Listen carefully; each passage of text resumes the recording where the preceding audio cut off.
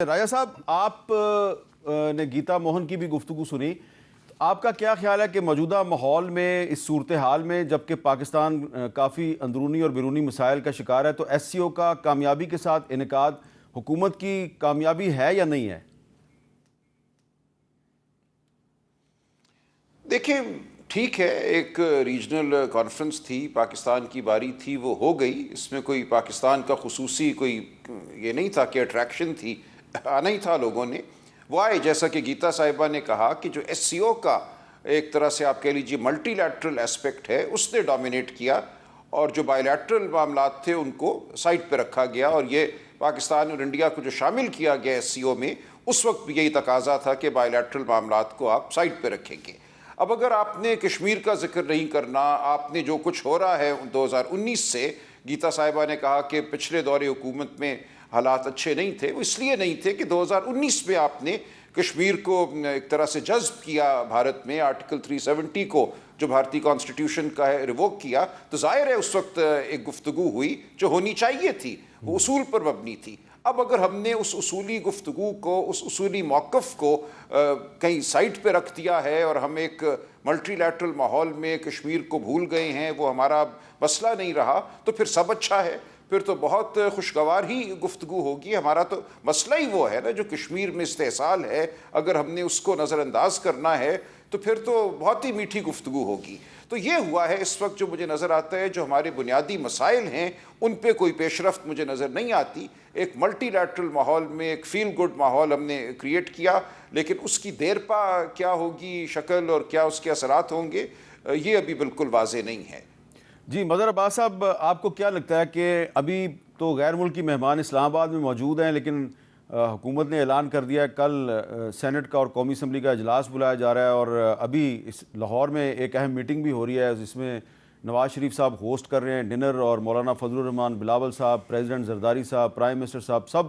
ادھر پہنچنے والے ہیں. تو آپ کو لگ رہا ہے کہ ایس سی او کا اجلاس جو ہے وہ پیچھے رہ گیا ہے اور کانسٹیٹیوشنل امینڈمنٹ آگے نکل گئی ہے؟ شکریہ حامد، آپ نے میرے دل کی بات کی. میرا خیال ہے گورنمنٹ نے خود ہی ایس سی او کانفرنس کو انڈرمائن کر دیا. کیا ضرورت تھی کل آج اس ڈنر کی؟ کیا ضرورت تھی کہ کل سینٹ کا آپ اجلاس بلائیں؟ کم سے کم مہمانوں کو تو رخصت کر لیں پہلے.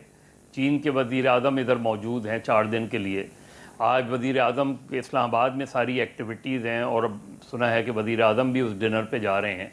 مطلب ایسی کون سی قیامت آ جائے گی اگر 3-4 دن کے لیے اجلاس ملتوی ہو جائے، اب چلے جائیں تو ایس سی او کا امپیکٹ تو بنائیں. کم سے کم پاکستان کی پولیٹیکل لیڈرشپ کو امپیکٹ بنانا چاہیے اس کا. یہ بہت بڑی کانفرنس تھی، اس کا کریڈٹ حکومت سے زیادہ خود پاکستان کو جاتا ہے کریڈٹ، کہ پاکستان یہاں میزبان رہا، خوش اسلوبی سے چیزیں ہوئی ہیں. ٹھیک ہے، آپ پاکستان انڈیا ہمیشہ جب اس طرح کی کانفرنس میں انڈیا اور پاکستان ایک دوسرے کے آمنے سامنے ہوتے ہیں تو بعض اوقات چیزیں ہمارے پرسپیکٹو سے اور ان کے بھی پرسپیکٹو سے یہ خبر زیادہ امپورٹنٹ ہوتی ہے. اور شاید اسی کی وجہ سے سارک بھی ڈیمیج ہوئی، کہ سارک کے جو مقاصد تھے وہ ہم حاصل نہیں کر سکے، اس لیے کہ جب بھی سارک کانفرنس ہوتی تھی تو پاکستان انڈیا ریلیشن شپ جو ہے ہمیشہ جو ہے ڈومینیٹ کر جاتی تھی، اور ایس سی او یا سارک کے جو ادر ایشوز ہیں وہ بالکل سائیڈ لائن ہوتے تھے. ابھی بھی اچھی بات ہے کہ انڈیا کے وزیر خارجہ ادھر آئے ہیں، لیکن ظاہر ہے نہ کوئی برف پگھلی ہے، نہ کچھ بہت چیزیں ہوئی ہیں، لیکن آنا ان کا اور پھر گفتگو ہوئی کس حوالے سے کتنی ہوئی، ابھی چیزیں سامنے آئیں گی، یا اس کے بعد کیا چیزیں آگے بڑھتی ہیں. میرے نقطۂ نظر سے شاید دیکھنا ہے کہ خبریں بھی آ رہی تھیں کہ اب اگلے سال فروری میں چیمپئنز ٹرافی ہو رہی ہے، انڈیا کی ٹیم آئے گی نہیں آئے گی، یا بھی جیسے سلمان راجہ صاحب بات کر رہے تھے. میں حامد، اگر آپ کو یاد ہو، یقیناً یاد ہوگا کہ بے نظیر بھٹو صاحبہ جب اپوزیشن لیڈر تھیں تو انہوں نے سارک کنٹریز کی اپوزیشن پارٹیز کی کانفرنس کی تھی، اور اس میں وی پی سنگھ بھی آئے تھے، غالباً شیخ حسینہ بھی آئی تھیں، سری لنکا اور نیپال کے لوگ بھی آئے تھے. ہو یہ رہا ہے کہ پاکستان انڈیا کی سیاسی جماعتیں ایک دوسرے سے گفتگو نہیں کر رہی. ہم صرف حکومت کی سطح پہ دیکھ لیتے ہیں، ٹریک 2 دیکھ لیتے ہیں. کیا B J P, Muslim league, P T I, یہاں کی سیاسی جماعتیں اور وہاں کی سیاسی جماعتیں مل کر گفتگو نہیں کر سکتی؟ چلیں، یہ بھی ایک تاکہ اس کا امپیکٹ اچھی تجویز ہے آپ کی، لیکن برسٹر عقیل ملک صاحب، یہ جو مظہر عباس صاحب کہہ رہے ہیں کہ آج کیا ضرورت تھی کہ آج ہی ڈنر لاہور میں رکھ لیا ہے اور ابھی مہمان جو ہیں وہ سارے جو ہیں وہ گئے نہیں ہیں اور کل پارلیمنٹ کا اجلاس بھی بلا لیا، اتنی جلدی کیا ہے؟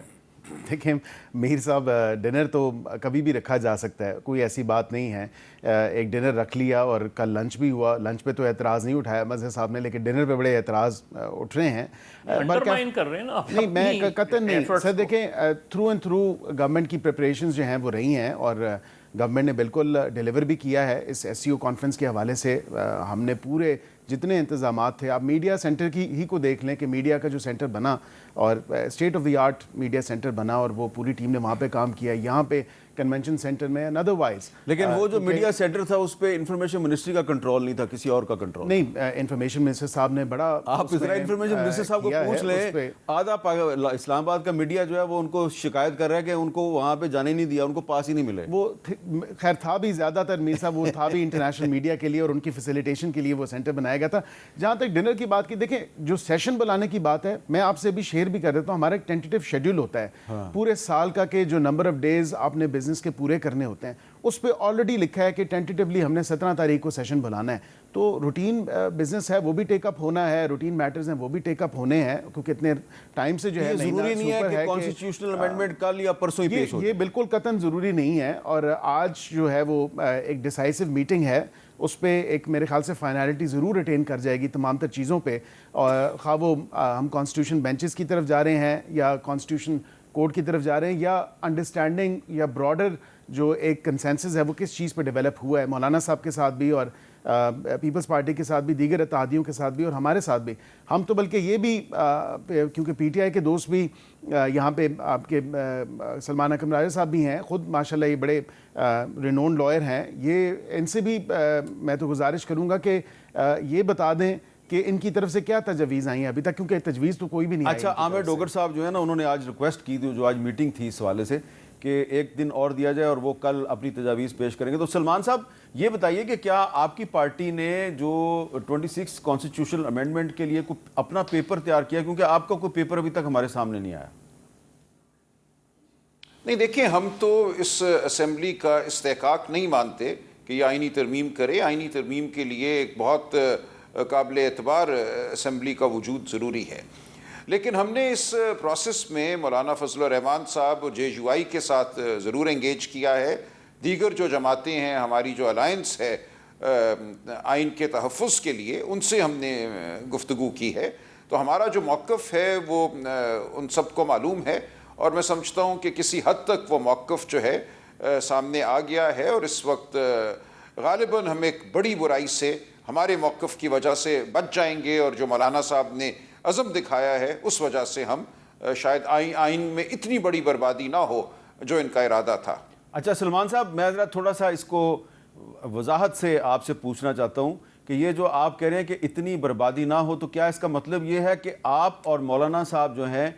دونوں کا یہ خیال ہے کہ ایک نئی آئینی عدالت کی بجائے ایک آئینی بینچ بننا چاہیے، اور مولانا صاحب جو ہیں وہ راضی کر لیں گے پیپلز پارٹی اور مسلم لیگ نون کو کہ آئینی بینچ پہ آپ بھی مان جائیں؟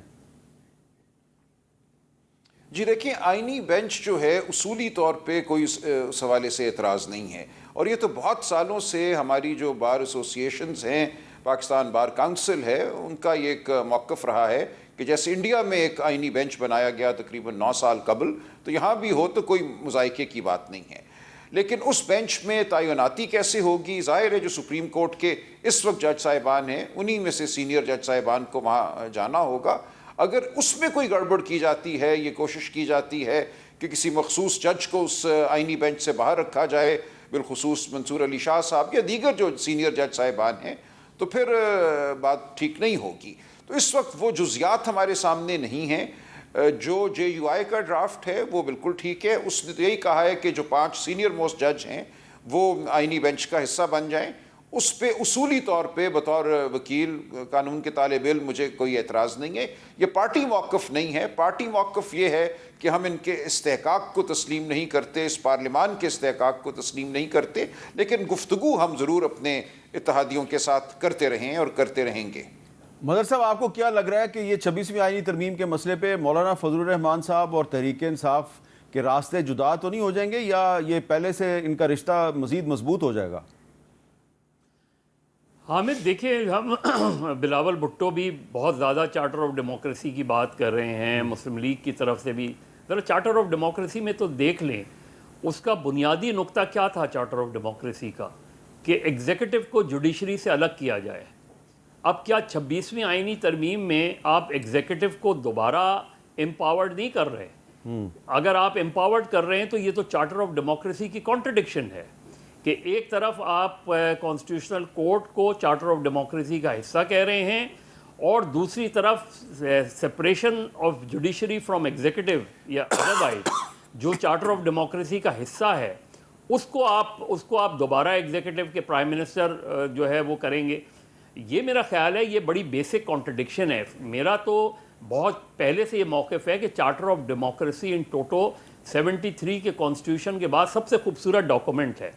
تو آپ چارٹر آف ڈیموکریسی کو کمپلیٹلی کیوں نہیں آپ ساری سیاسی جماعتوں سے شیئر کریں اور چارٹر آف ڈیموکریسی کو انفورس کریں؟ اس میں پی ٹی آئی کی کنسرن یا دوسری جماعتوں کی کنسرن کہ جی جو مقتدرہ ہے ان کے ساتھ کیا ریلیشن شپ ہونی چاہیے سیاسی جماعتوں کی، اس کی عدم مداخلت کس حد تک ہونی چاہیے یا بالکل نہیں ہونی چاہیے، یہ وہ چیزیں ہیں۔ پبلک اکاؤنٹس کمیٹی دیکھیں، بلاول بھٹو اتنا چارٹر آف ڈیموکریسی کی بات کرتے ہیں، سندھ میں آج تک پبلک اکاؤنٹس کمیٹی کا چیئرمین اپوزیشن کا نہیں ہوا، کیوں نہیں ہوا جبکہ کلیئرلی لکھا ہوا ہے؟ تو چارٹر آف ڈیموکریسی کو تھوڑا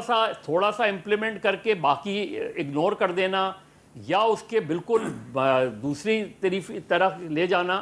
تو میرے خیال میں یا تو چارٹر آف ڈیموکریسی کو کمپلیٹلی انفورس کریں۔ دونوں جماعتوں کی حکومت ہے نا، انہی دونوں جماعتوں نے تو سائن کیا تھا چارٹر آف ڈیموکریسی۔